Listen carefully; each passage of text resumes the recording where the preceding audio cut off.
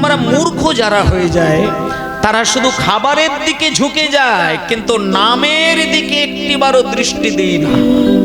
কিন্তু মায়েদেরকে একটা কথা বলি, বিশেষ করে মেদিনীপুর জেলার মাটিতে মানে কীর্তনের দিকে যত না মানুষ ঝুঁকে যায়, সেবার দিকে তার থেকে অনেক গুণ বেশি ঝুঁকে যায়।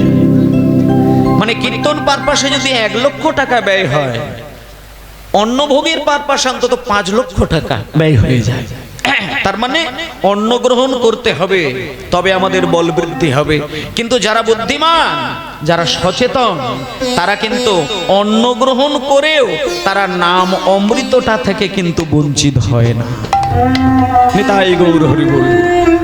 তাই জন্য আমি আপনাদেরকে এই দায়িত্বটা দিয়ে যাচ্ছি, মেদিনীপুর জেলা শুধু নয়, যে জায়গাতেই আপনি এইরকম মহাযজ্ঞের সমাবেশ হবে, সেখানে যখন আপনি উপস্থিত থাকবেন, আপনি যেন কোনো একটিকে গ্রহণ করে আরেকটিকে অপমান করে চলে যাবেন না।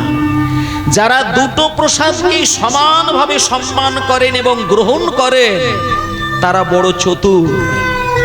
কারণ তিনি জানেন যে এই দেহের যত্ন করে গিয়ে যদি পাখির খোঁজ না নেই, দেহ ভালো থাকলেও পাখি কিন্তু ভেতরে ভেতরে মারা যায়। কারণ দেহটা হলো একটা খাঁচা, সেখানে 3টে জিনিস থাকে, রক্ত, মাংস আর কতগুলো গুনে গুনে রাখা হাড়।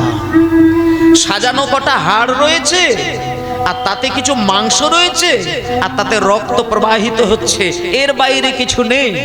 আর এই রক্ত মাংস হাড়ের সাজানো যে ঘরটা, তার ভেতরে যদি রয়েছে একটা অচিন পাখি, এই পাখিকে যদি তুমি যত্ন না করো, আপনার খাঁচা ভালো থাকবে, পাখি কিন্তু শুকিয়ে শুকিয়ে মারা যাবে।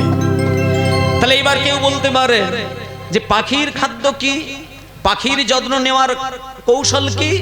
এই ক্ষেত্রে পদাবলী বলছে, এই ক্ষেত্রে দার্শনিকগণ বলছেন, এই ক্ষেত্রে মুনি ঋষিগণ বললেন যে আত্মার খাবার হলো হরিনাম, আত্মার খাবার হলো ভগবানের নাম, ভগবানের ধ্যান, ভগবানের জপ, ভগবানের তপ, ভগবানের সাধনা, আর সেই সঙ্গে 2 ফোঁটা নয়নের জল।